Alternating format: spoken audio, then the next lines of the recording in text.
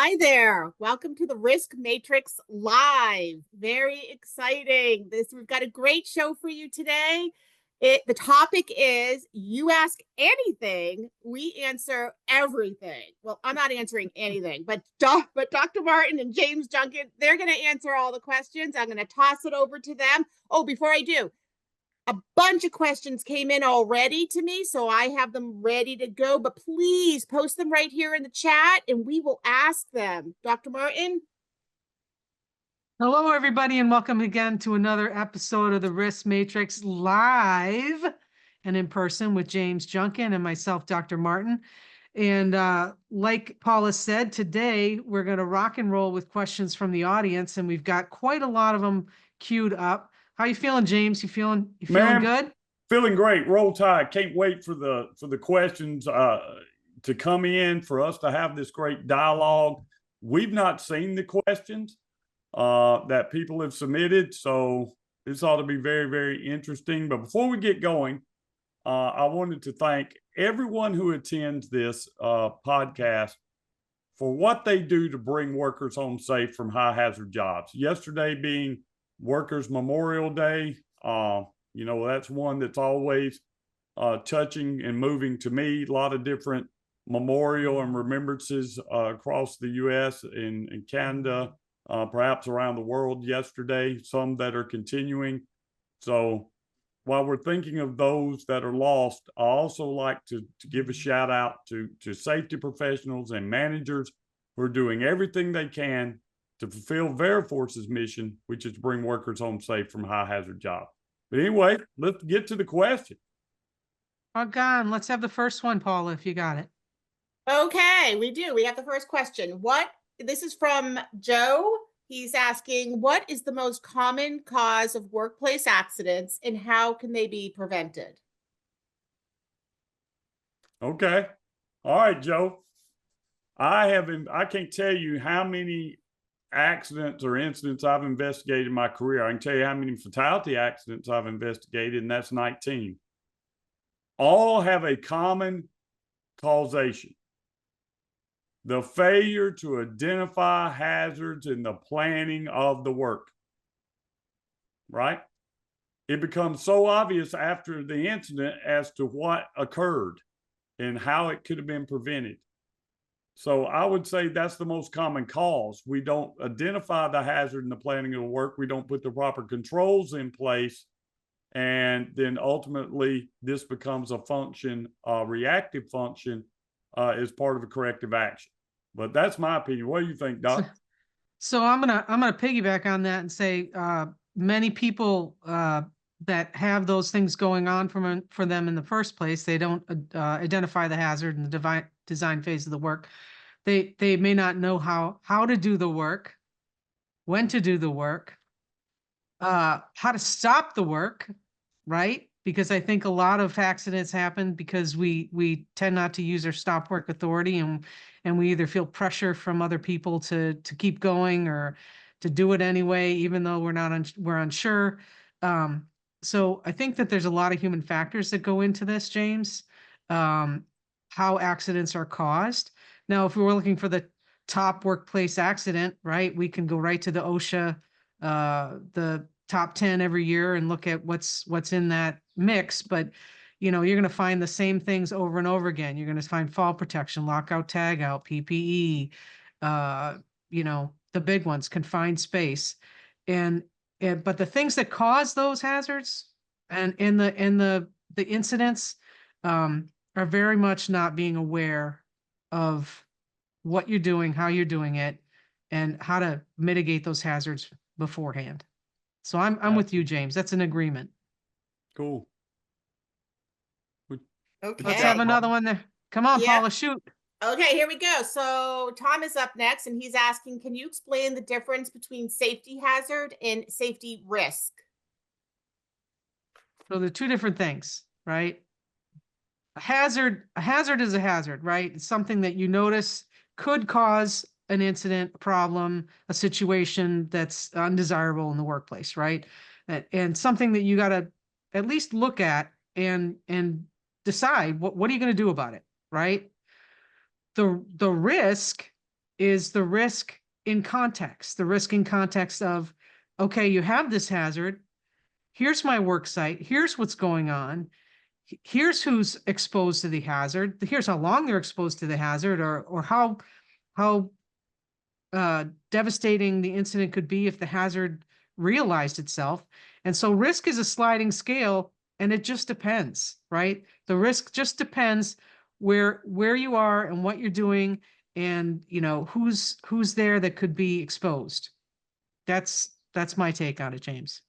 I would say I agree with you, but I'd say this is how I explain it to my students. A hazard without exposure equals no risk, right? Risk is a component of exposure. So when you're looking at the hazards that are on your job site, you need to focus on the ones in which you can control as it relates to worker exposure. In our training program for Basic 7.0, we got this picture of a gas can, right?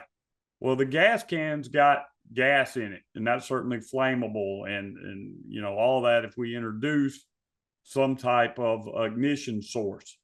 But a gas can sitting by itself, why it's a hazard, doesn't represent risk until people are exposed to it. So if I go over there with one of my nice Fuente, 6-inch by 54 ring gauge Fuente cigars and fire that sucker up next to the gas, guess what?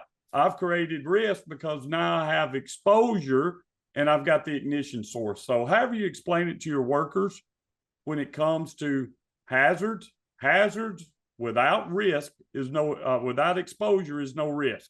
But as soon as people are exposed, that's when your risk level goes up. But don't be dumb about it, right? Hazards with no exposure, maybe in your moment, maybe what you're thinking of, but you need to look at hazards in the workplace along a timeline. Okay. Not just me, it's not just all about me going up to the gas can and, what hazards am I bringing to the job? It's what anybody can bring to the job. And how is the job going to change over time? Right? Is the risk going to change? So I'm sort of agreeing with you there, James. I think hazards, without the risk, maybe, but I kind of feel like a hazard can exist without risk, but a risk can't exist without a hazard. Agreed. Just make sure you're looking at the hazard on a timeline. There's lightning outside. If I walk outside, I could be hit by lightning, right? That's the hazard. But if I stay in this house, there is no risk. Well, let me put it this way. If you're on a job site and the lightning's far enough away, there is no risk, right? Right. But on the timeline, if you're watching the weather, that hazard may turn into a risk, right? So I'm putting a timeline on this and saying you better look at this long term, not just in the moment. That's all I got to add to that. What else you got, Paula?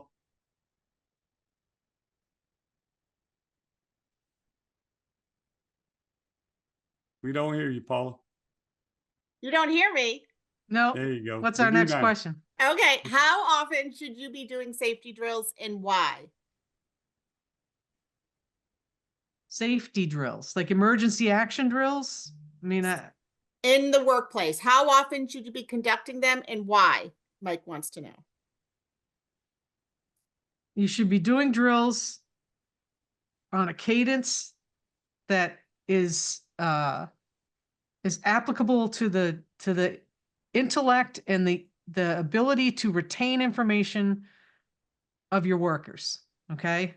So if you've got workers who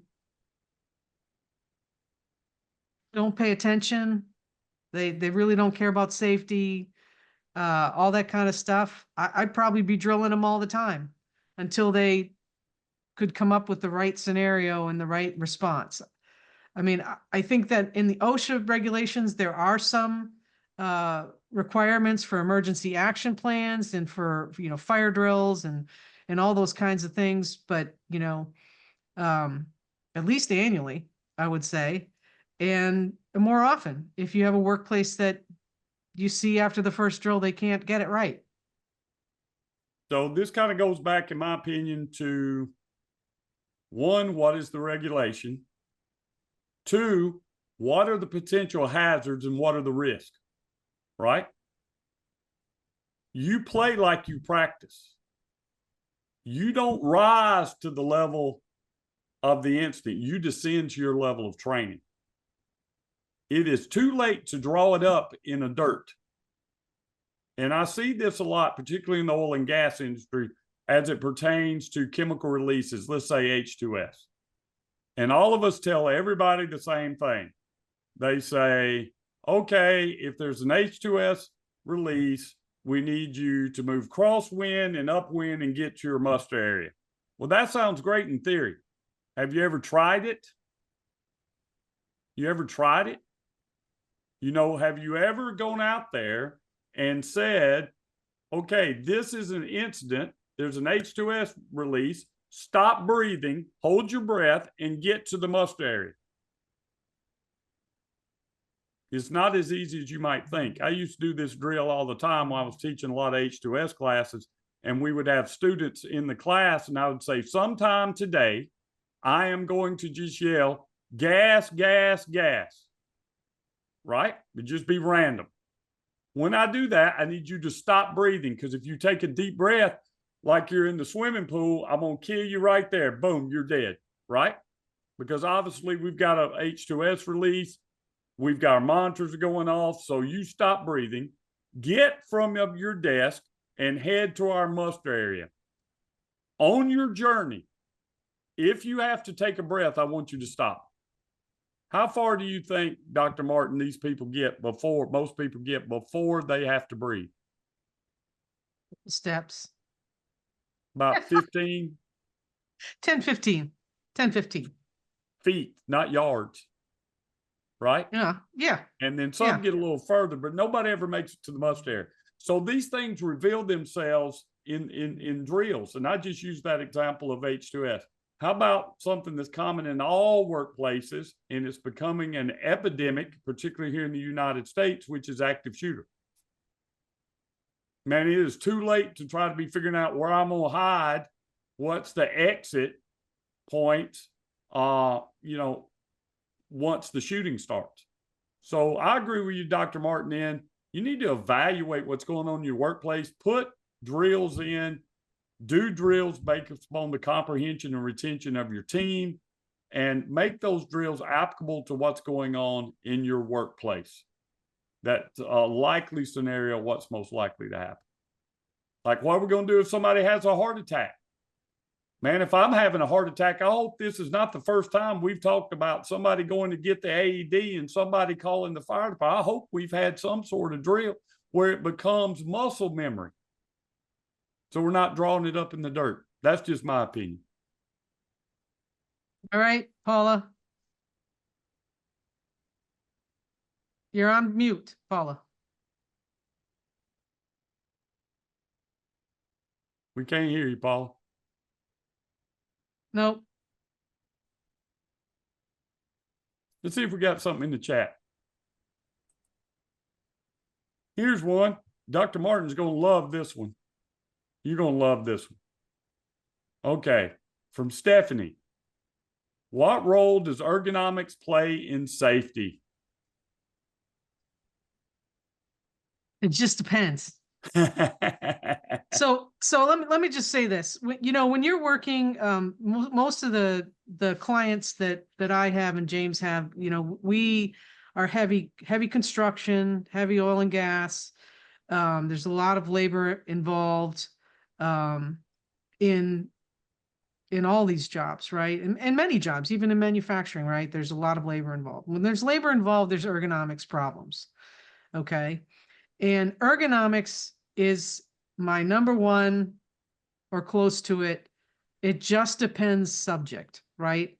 Because as much as you can say that you can apply ergonomics principles and calculations and whatever to a workforce, you cannot, right? Because each person has a different capacity to perform work and to perform work safely when it comes to ergonomics, right? the number one accident injury in construction is, apart from the ones that OSHA have, but the smaller injuries are ergonomics. They're muscle pulls, they're tears, bicep tears, all kinds of things, right? So ergonomics plays a huge role in the industries that I work, right? In offices, it plays a big role too, but then again, without the help of a ergonomist, right? Nobody's going to set up their work desk the way that they need to set it up. I venture to say that most people that have been working at home since the COVID, they probably have sat on their bed or their couch or their floor or their back deck and worked wherever. So, I mean, it plays a huge role. I guess, my question is, how are we going to nail that down for the future? OSHA tried an ergonomic standard. It kind of went a little bit of nowhere. It's pretty vague. Plays a huge role. Not sure how to get it back into the bag and control it. Well, I'll say this about ergonomics, and we got a lot of questions coming in. I've got some that I found over in the Q&A section, Paula, and I'll get to Donald's questions in a minute. But when we talk about ergonomics, I think the problem is we don't talk about it hardly enough. I mean, it's a safety professional. I'm also worried about all of these different types of confined space and high risk, electrical hazards, fire hazards, things of that nature. And I think probably ergonomics gets pushed out of the conversation because typically that's something that happens chronically. It's not an acute injury, it's a chronic injury, right, related to ergonomics. And we should talk more about ergonomics because ergonomics relates to probably your number one source of workers' compensation claims. Your number there you one go. Ryan just said it in the chat. Worker disability, right? So I know as a safety professional, we could put what I know about ergonomics in this Veriforce cup right here. I'm not an ergonomic specialist, but I know what I don't know, right?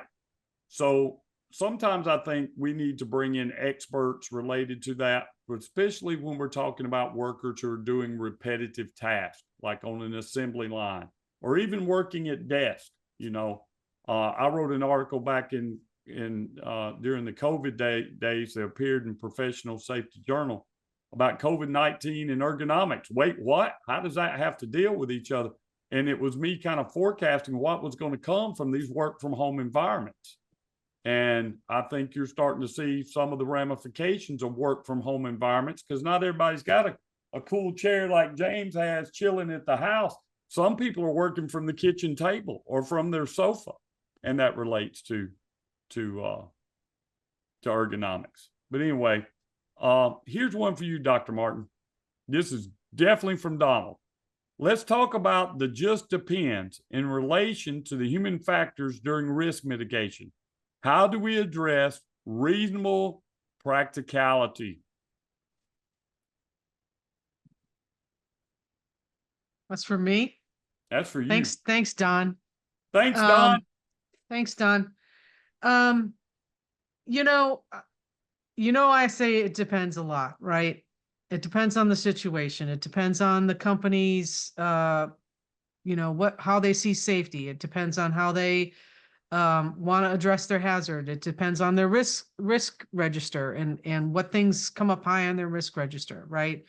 So how do we address the just depends? We have to rank what we have for hazards, and then we need to address them in line with the company line, their desires, right? With the help of safety. With the help of safety. So I'm very much in the camp. For those of you who haven't listened to us before, I'm going to reiterate it again.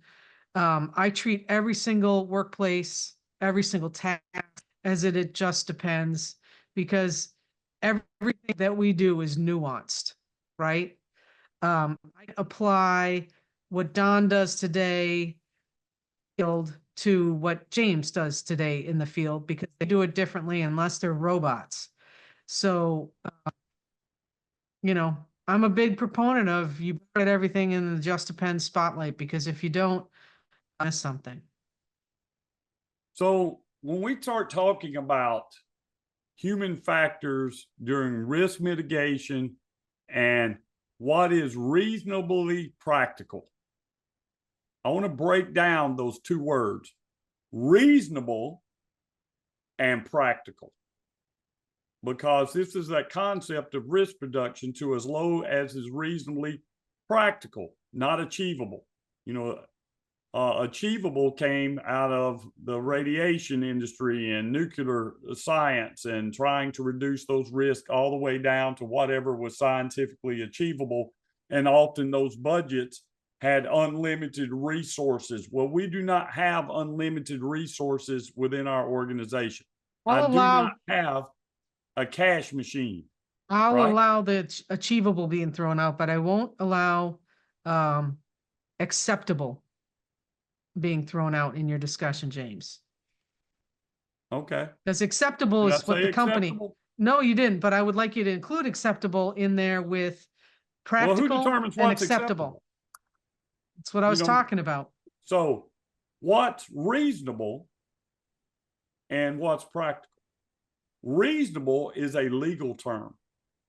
Okay. All of British common law is built upon what the reasonable man would do. And so what does that mean? That means what most people would choose given the same set of circumstances.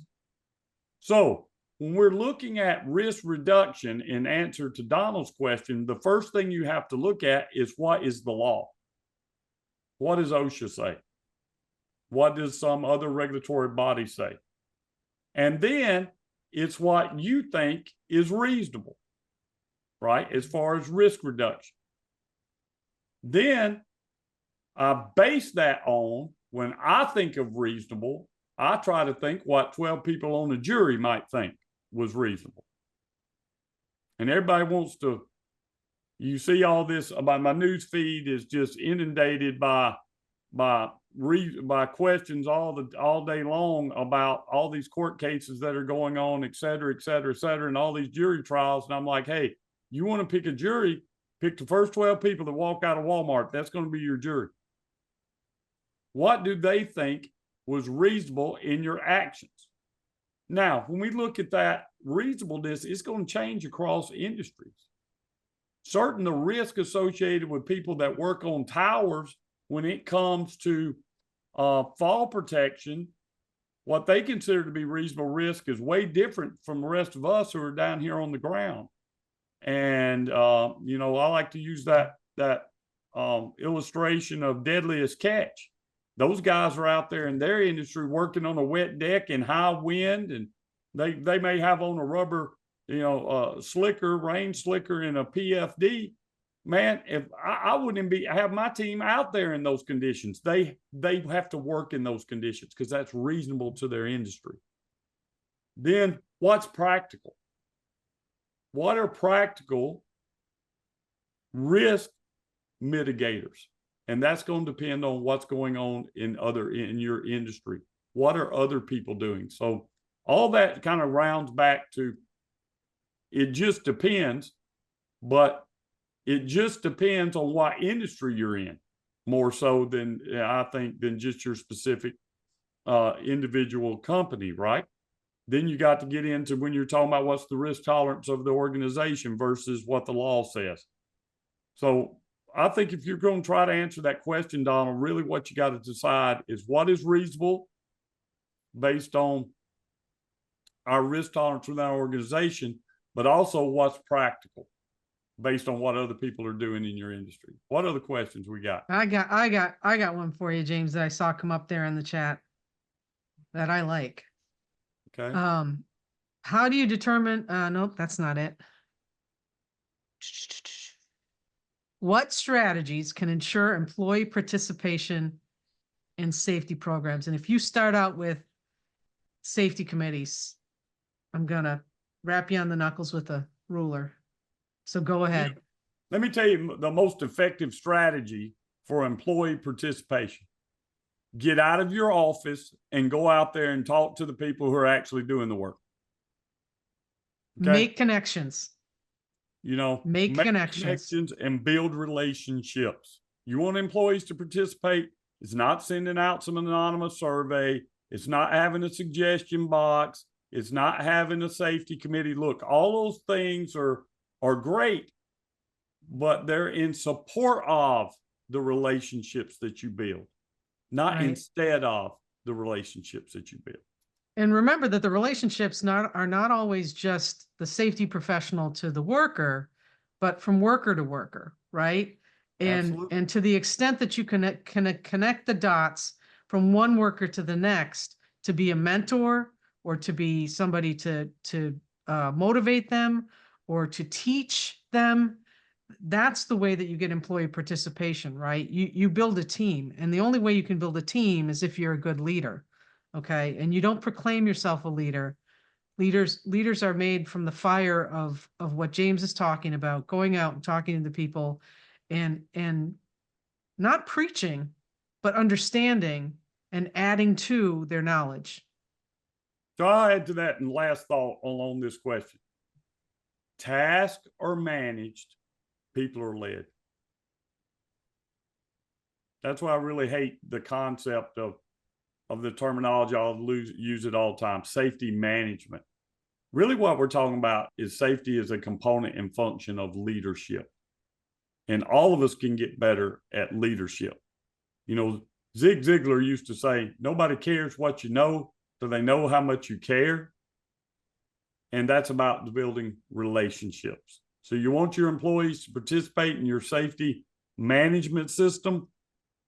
Go out there to them and find out what it is that's working, what's not working, what their concerns are. Build a relationship. Can I pick another one? Huh? Can I pick another one? Yeah. This is good for you because you've had 19 of these. I've only had a couple that I've worked on. And I'm gonna twist it a little bit. How should a company and a safety professional, the responses can be different, respond to a fatality incident in support of affected employees and the families? How do we operate in a position where a fatality has happened, to speak to the affected employees and to also help the company deal with the grief of the family? So that's a good question. How you respond to a fatality matters. Okay. It matters in both the physical hazards and the controls of that incident and putting barriers and defenses in place and mitigation in place so it doesn't happen again. Let's set that aside for a moment because I think that's the obvious answer. The real answer is, how do we treat folks? Right? How are we treating fellow workers that were maybe exposed to this incident and the family of the deceased? My grandmother used to say this to me all the time. You never go wrong doing the right thing. Okay? Too many companies want to insulate themselves, not talk to the family of the deceased, lawyer up, and build defenses. And look, that's part of our practice. Mind your practice, Dr. Martin, is helping companies navigate these things, right? And work through potential liability. However, being a decent human being goes a long way in preventing you from getting sued. So my advice to companies that have a fatality is show some compassion to the families of the people who walked out that door that morning to come to work on your job to assist your company in achieving its goals. That's never going to see them again. So my advice to organizations is, with the families, make sure they have the support necessary to get them through this very challenging and emotional time. That might mean providing counseling services for them. That might mean providing money for them to support them during this time. It might mean paying for the funeral. Be a good human being. Doing that goes a long way. Encourage your company to do the same, right? Because it Right. goes a long way. Now, for the workers, this is something I had to learn the hard way. And for my own team. Early on in investigating fatalities, I was so focused on the physical. What happened? And protecting the physical. Meaning, if we had an explosion, what caused the explosion? Then we got to put things in place so we don't cause explosions. If we had somebody fall, what caused the fall? So we put things in place that doesn't come to fall. To the neglect of the psychosocial and mental health aspects that either created this incident or resulted because of this incident. It's not enough to just come out and say, post-fatality, hey, we've contacted this person, maybe a religious leader in our community. If you want to talk to him, let's put the name on the board. That's not enough. People are not going to be the same when they watch one of their coworkers die. When they walk through their blood, they're not going to be the same. So resources have to be in place to support that. And that's something you should consider way before these incidents occur. Again, we talked about drills earlier. It's too late to draw this up in the dirt. And I had to learn this the hard way. By not doing these things. And we lost good people. Because I didn't recognize that as even being a significant or a hazard or part of what I'm supposed to do as a safety professional. So make sure you have those resources or the people will have problems. You know, dealing with these incidents from a mental health standpoint. I lost one of my best safety professionals because I didn't recognize that he had a problem investigating a fatality incident and he couldn't overcome it until he checked himself in a mental hospital. I didn't even know he had a problem because I was so focused on fixing the physical. So if you want some advice from me, learn from my mistakes so you don't make them. Now, we're not making those mistakes now. We're getting people in to provide counseling services, mental health support, post-fatalities. They need that. And if you think you're just going to write a name on the board and people are going to call, you're crazy. You need to get people in here and to start the conversations so that there is some support there. All right, that's just my opinion based on my experience. All right, I got another one picked out for you, James. How can companies ensure they are meeting their legal obligations when it comes to employee training and safety programs? Okay. This is softball. Imagine me This is like a throwing you a little softball, and I'm softball. fixing to knock that one out of the park because you got this big old book to go by. OSHA publication 2254. OSHA publication 2254 is something you can put in your Google and you can download it in a PDF form. And what OSHA has done is break down all of the regulations and what training is required for those regulations. So it's a very simple guide. But what I find is a lot of people have never even heard of that. And most of their training is what we would call orientation and awareness level training. So let me throw this back to you, Doc.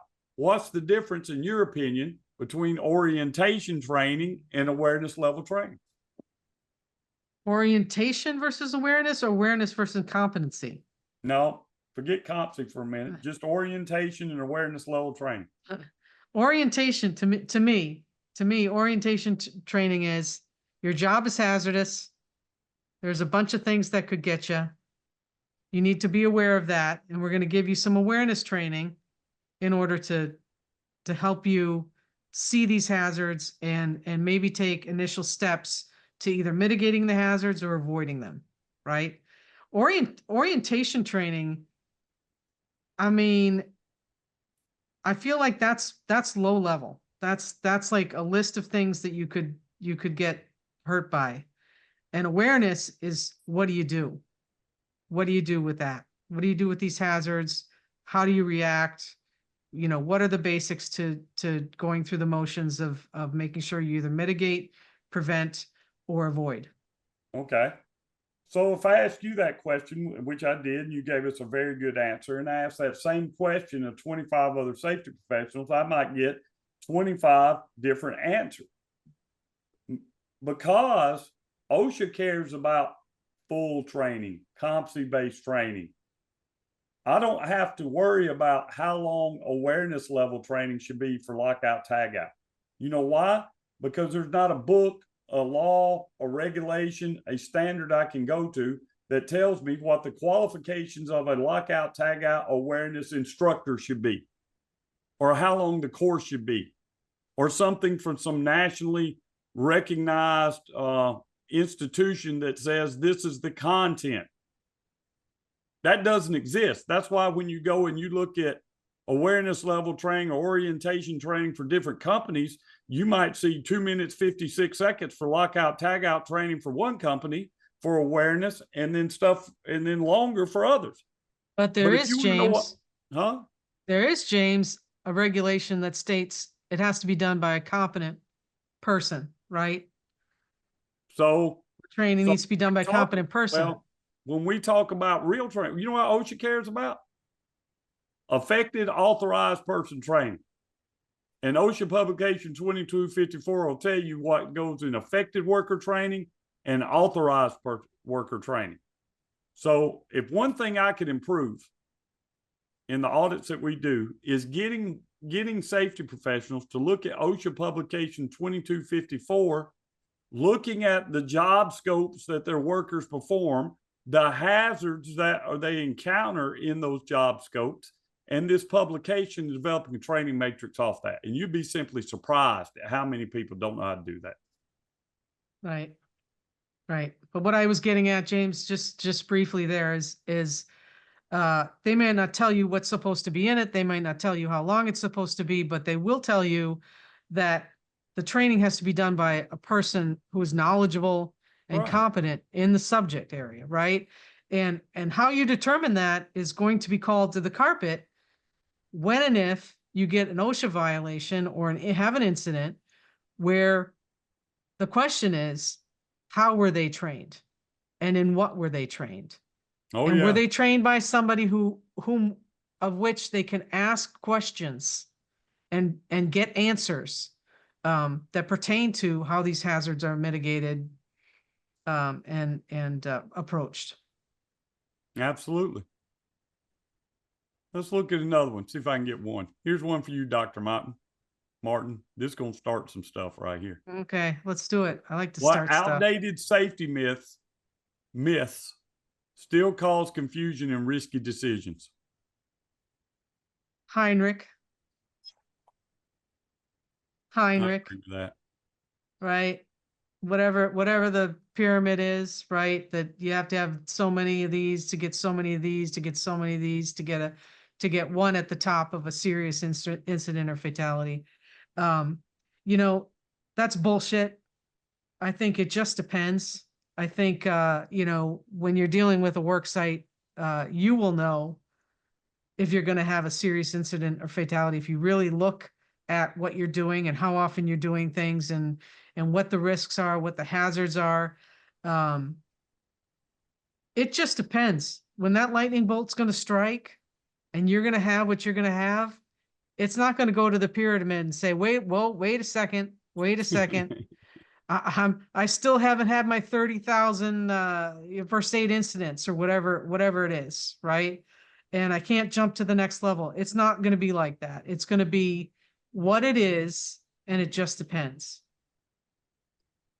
So I add to that, I think the other side of Heinrich that has been largely discredited discredited, but it's still alive and well. I don't care what they say their theory is, right? 85% of all accidents are caused by unsafe behaviors of workers. Now, going through the collegiate ranks and now in a lot of literature, everybody is discredited Heinrich. But the same people that say Heinrich's been discredited, if you looked at their incident and accident reports, you wouldn't believe it, because we're still blaming the worker for problems caused by the system. There's never just a root cause.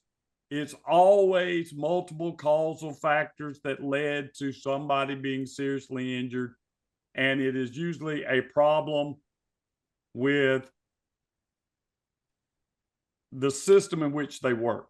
You know, Dr. Reason said it's always the tools, the maintenance, bad management decisions, faulty installation that contribute to that. So if I would say what safety myth is still out there, it may be not the belief in Heinrich, but it is definitely the application of Heinrich. It's the perpetuation of Heinrich in an implementation phase. Absolutely. So I got a good one that just came in here from Carl Klein. He's Carl. listened to, I think Carl's listened to all of our live episodes so great. far. I want to get him on here because this is a tailor-made question for you, and I can clap in on this one too. Here's the response I get when I bring up OSHA. So what? We have a world-renowned law firm on retainer. How do you respond to that quick? What's cheaper, litigation or mitigation? Okay. What's cheaper? What's cheaper for your reputation? Okay. Here's the thing I know, because I work with some of these renowned law firms, and you do almost on a daily basis as part of our practice. Abatement is what happens after the incident. Mitigation is what happens before the incident. Mitigation is always cheaper than abatement, right? So you may have the best lawyers on the planet, but there is a cost to worker injuries and illnesses and serious injuries and fatalities, particularly related to future business. You may win the case, or you may settle the case if a case of wrongful death or gross negligence or whatever, but those injury statistics are what those injury statistics are. And when you're using pre-qualification systems and hiring clients are looking at that to award you business, that is a real factor. You get outside some of their parameters and it will cost you a tremendous amount of money. So I had a case a few years ago, right, that involved multiple fatalities, right? We had 2 dead, 4 sent to the hospital. The settlements with the families were worked out with one of the top law firms that are up there. By the time we paid the OSHA citations and negotiated with them and deleted some and got it down, basically the settlements through all the families, the cost of litigation, all that ended up being about $20 million. But those incidents wiped $350 million a year in business off the books for the next 3 years. That's almost $1 billion gone. So mitigation is always better than abatement. What you think, Doc? I just wanted to interject here. Litigation is great. It has its place, right? And every once in a while, James and I have the I don't know if it's the pleasure or the displeasure of sitting in on getting fines reduced and verifying that certain things, OSHA violations, should be redacted. The law firm helps you after, as James says, okay? But if you want to help your reputation, you're going to be doing the work up front, right? Because you can't get your reputation back once you're on the OSHA website and they've got you for a few violations. And if we don't have our magic wands all lubed up and ready to go, and we can't wave our magic wands and get those things to go away. Those things do result in major losses of work through the pre-qualification systems, right? So, what would I say? They have the OSHA, the retainer. I'd say that's great. That's a good backup, right? But if you want reputation in business, you need to look at the OSHA regulations now and get your shit in order. So from this, I'm going to follow up one more thing with this about law firms. And I do think when you're dealing with governmental agencies, you need good law firms. And we work with a lot of really good law firms. However, the facts are the facts. I don't care who's representing you. If you've committed gross negligence and that contributed to a worker fatality, or willful acts that contributed to a worker fatality, we're talking about moving out of civil into criminal. And there's multiple cases. You can just get on and Google that we just had one related to an H2S incident. They had great lawyers down in Texas. They still going to jail because the facts are the facts. Let's end on this and on this question, and we'll both answer this one. Okay. Doc, if you could give just one piece of advice to a brand new safety manager, what would it be? You have two ears and one mouth. You need to listen more than you speak, because that's the only way that you're going to learn what's important to your company, to your people, and what is going on in the system that you need to help fix. I like that. Here's one piece of advice I would give to new safety managers. Find yourself a mentor. Find you someone you can call and vent to, someone that can give you guidance, someone that is very knowledgeable in your industry, that can continue your professional development and growth as a safety professional. I mean, I'm not the same safety professional today as I was 10 years ago. Why? Because 10 years of experience has lapsed.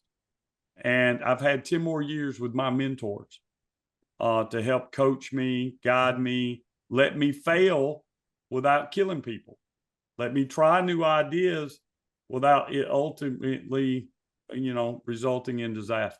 So that'd be my response to you.